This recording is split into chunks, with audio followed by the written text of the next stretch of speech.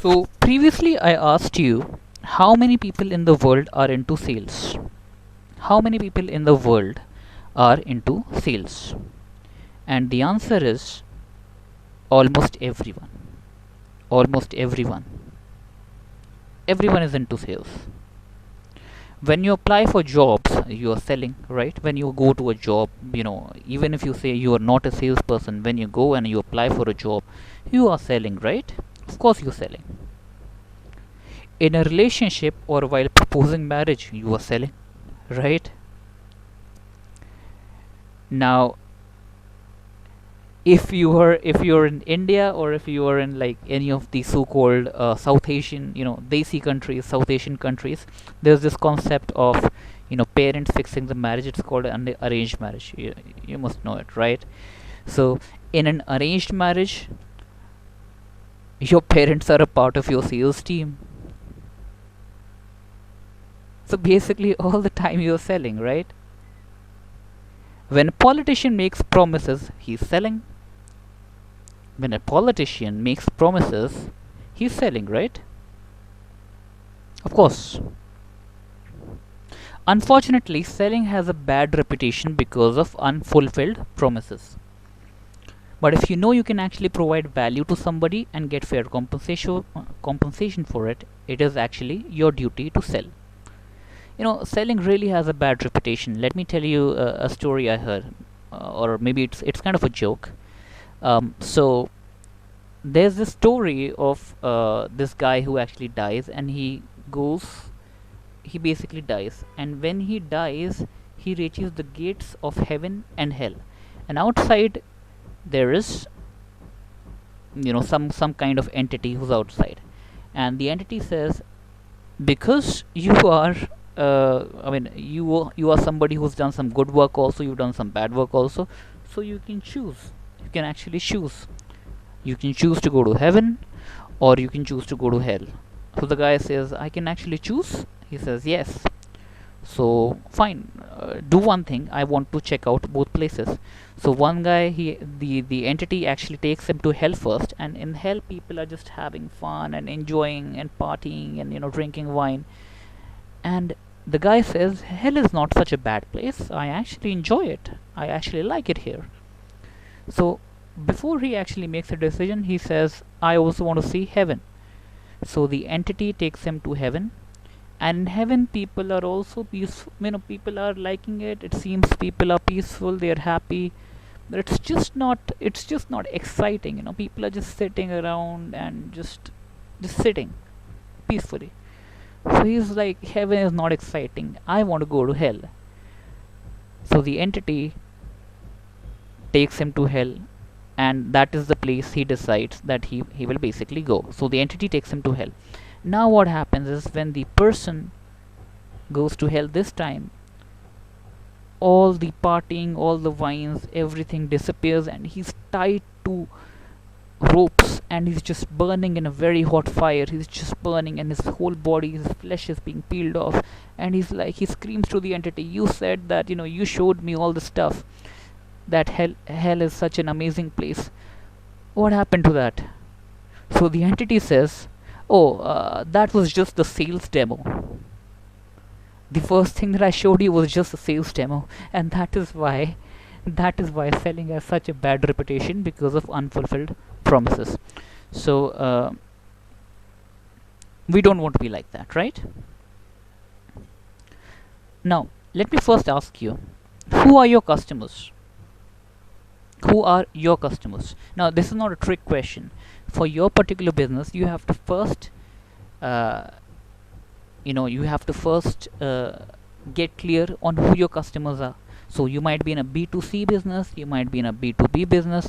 In a B2C business also, you might have several segments of customers.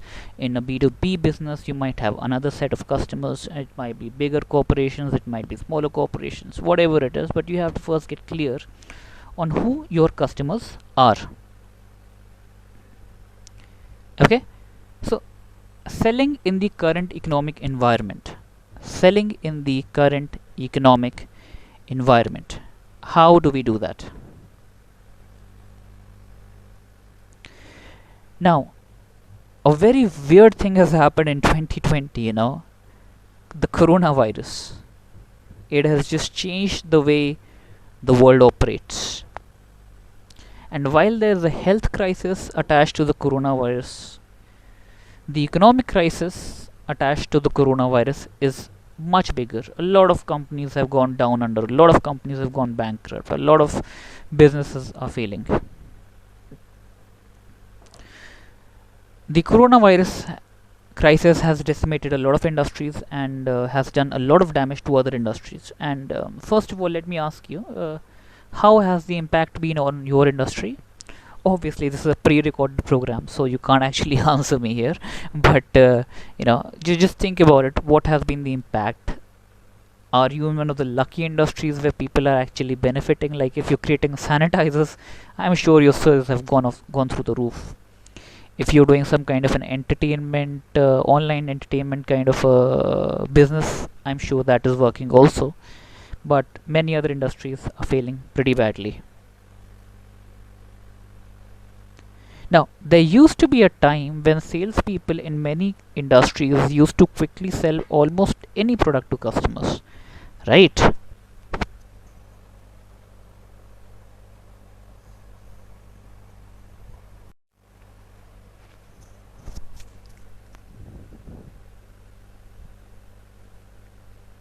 So, like I said, there used to be a time when salespeople in many industries used to quickly sell almost any product to customers. And what happened at that time was, because there used to be a time sometimes that for many industries, and I have spoken to many businesses where salespeople used to say that, oh, there used to be time that I just used to call up the customers and they would just lap it up. They would just go crazy over whatever I was selling. And at that time, salespeople used to think, what did they used to think when everything was going their way? They used to think that I must be really talented and special. I must be really talented and special. And now, after this recession, after this horrible economic crisis, they think I am worthless. And this is again an animation, a GIF from an Indian movie called Queen. And basically, the girl is saying, my life is screwed so bad. My life is screwed so bad. I'm worthless. And this is what is going into in the minds of salespeople also right now. A lot of salespeople.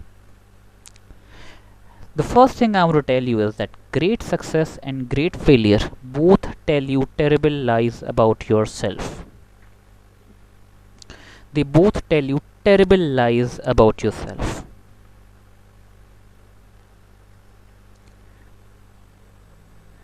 When you go through great success, you think I'm invincible, I'm so awesome, I'm so great. And when you go through great failure, you think I'm worthless, I am no good. And they are both lies. The truth is that a part of success depends on your action and a part of it is out of your control. A part of the success you get in sales or in life in general depends on your action and a part of it is out of your control.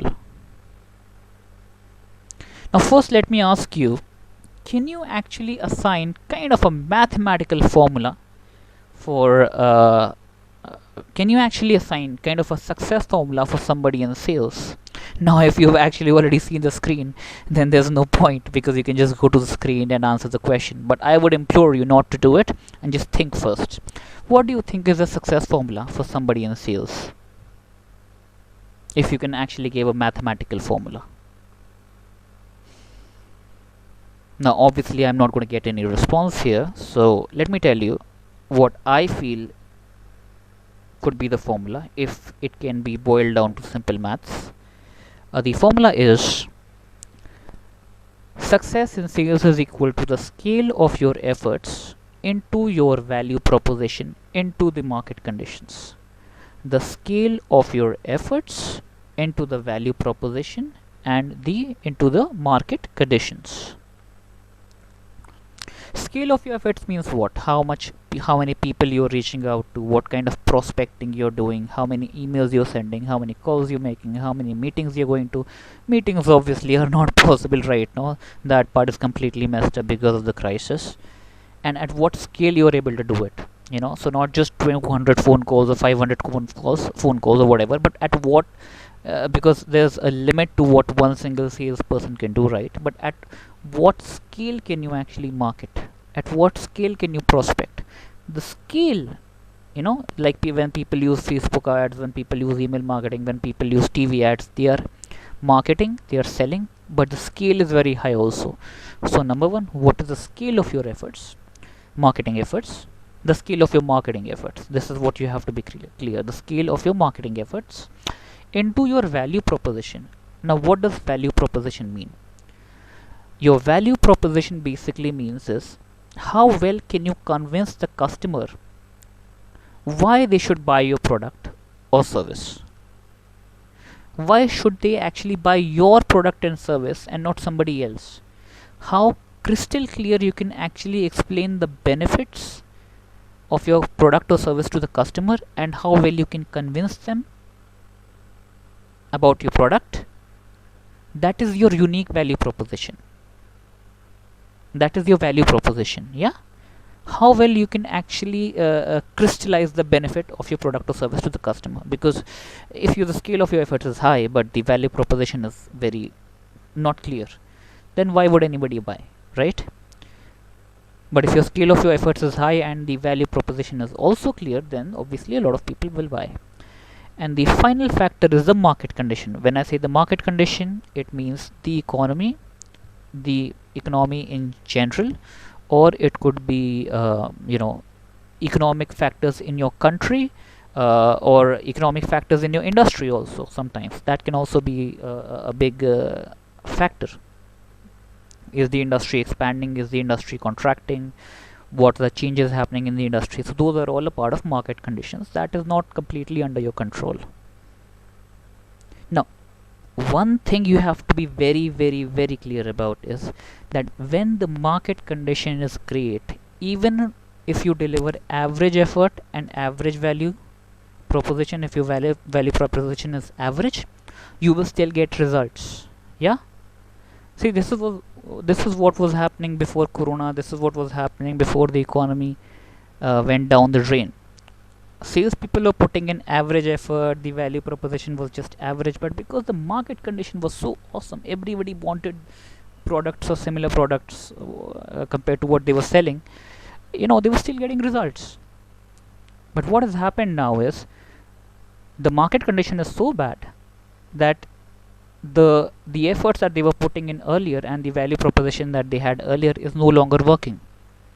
So what you have to do is that when the market is down, your efforts and your value proposition really need to become focused in order to compensate for whatever is happening. Your efforts and your value proposition really need to become very high to compensate for it. So look at this formula. Look at this formula here. When the market, just look at the mouse cursor. When the market condition is low, what is the only way you can control your success? It is through the scale of your efforts, how much prospecting you do, how much marketing you do, and how well you can actually define your value. What kind of benefit you can add to your product, and how well you can explain that benefit, right? That's the value proposition. So these are the only two things that are under your control: the scale of your efforts and the value proposition. The third factor is not under your control. It is not under your control. And people who depend on the third factor for their success, they are not really professional salespeople. They will get kicked and they will get battered and they will lose whenever the market condition goes bad. But people who have really been working hard on the efforts and value proposition, they are still going to do well, or at least they are going to survive in this economy. So I already told you what you need to do when the market is down, right? But what do most salespeople do when the market is down? What do they do?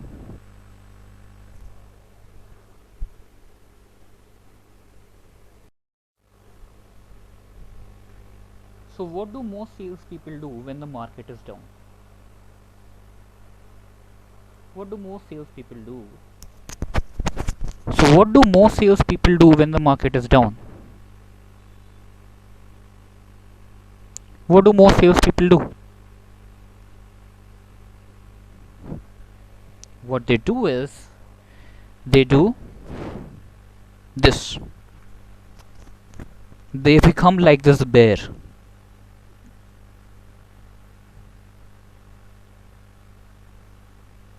They become really slow. And why do they become so slow? Why do they slow down? Why do they become so slow? They become so slow is because, I mean, why do people act like this when they stop getting results or when the demand decreases? They start acting like this because they feel that no matter how hard they work, they are going to fail anyway. They feel that no matter how hard they work, they will always keep failing. But here's the thing that you need to remember during these times. In tough times, your actions will not get you immediate results. But whatever success you get in life will be the fruit of the same actions. You will not always get immediate results, especially in tough times. But whatever success you get in life will be the result of the same actions. So, my point is that if you look at this, even during a bad economy, even if the scale of your efforts and the value proposition is very good, even then sometimes you will not get immediate results because the market condition is so bad.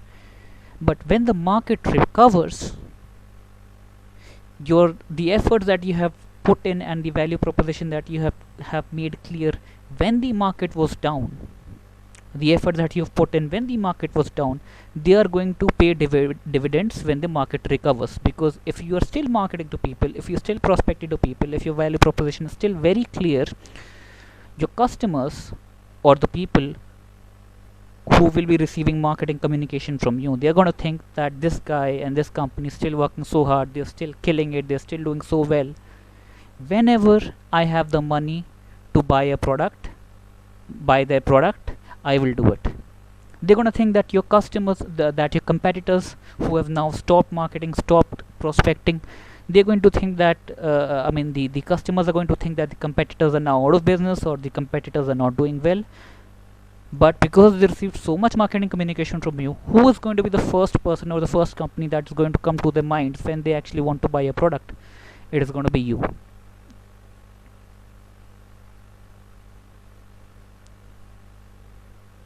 This is what I mean, that in tough times your actions will not get immediate results, but whatever success you get in life will be the fruit of the same actions, and this is called the compound effect. The compound effect. Now what is the compound effect? You've heard of compound interest, right? Where initially the money, if you start saving and depositing, initially, especially in the right kind of compounding, if you have actually saved the money in the right way, initially it will grow very slowly, but over a period of time it will exponentially start to grow. It will exponentially start to double over and over again.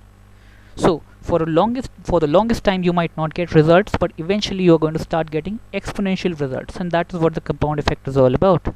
Similarly, in exercise, if you look about people who are doing into exercise, let's say there are two friends, and the one person is doing an exercise, he is eating healthy, the other person is not eating healthy. After 5 years there might not be a lot of difference in their health, but when they get to 50, you can be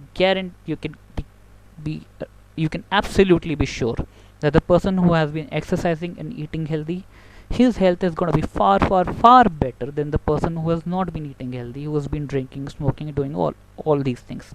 This is what the compound effect is all about.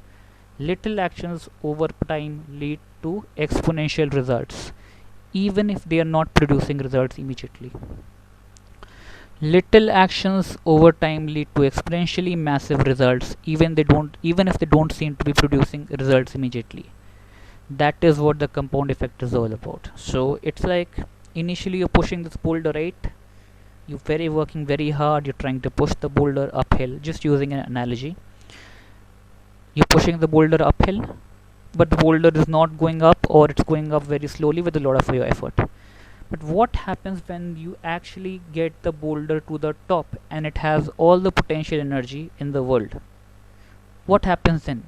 At that point, all you need to do is to give it a little tiny push when it reaches the top of the hill, and it just rolls down and it crushes all your competition. Imagine these are all your competitors, right? But that is all the result of the compound this is a result of the efforts that you've put in previously. Initially you were the one pushing the boulder, you were not getting results, but now the results of compounding are starting to show in the market. And this is exactly what is going to happen to your competitors after the economy recovers, as long as you have done your part in making sure that the customer is hearing from you and is clear and is constantly hearing from you.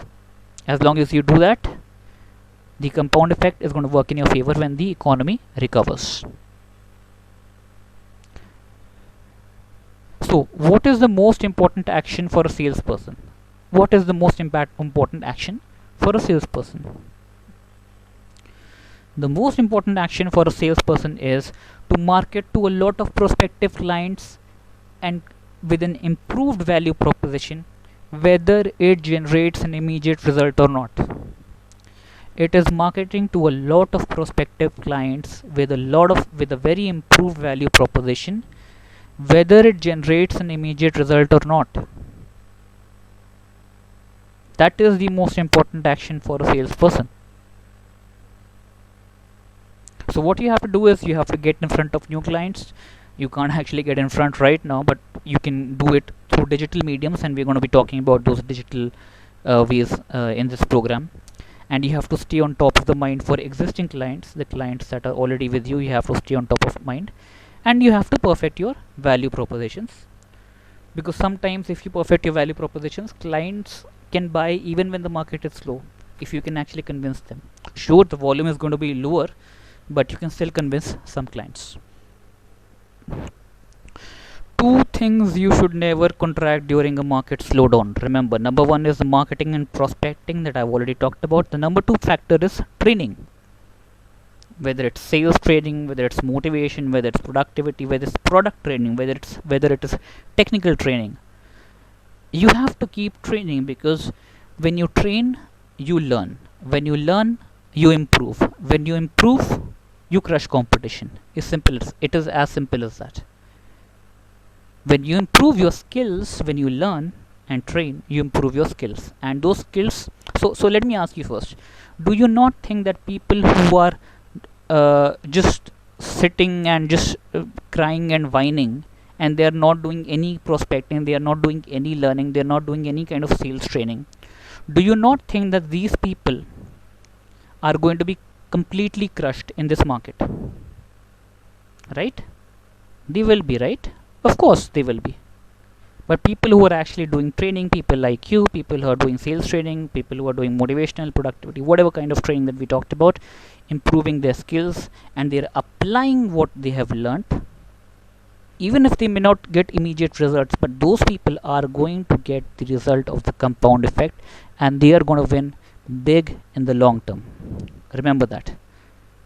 Remember that as long as you're making the right action, even if the action is not delivering result today, it is going to deliver a result in the future, and that is what the compound effect is all about. The clients you get, see, 1 year from now, 2 years from now, you might think that you got the client through luck, but you are not going to get the client from luck. You're going to get the client from all the effort that you're putting in today. The results you get are not always immediate. Sometimes the results come after 1 year, 2 years, who knows. This is what the compound effect is all about. Always keep that in mind.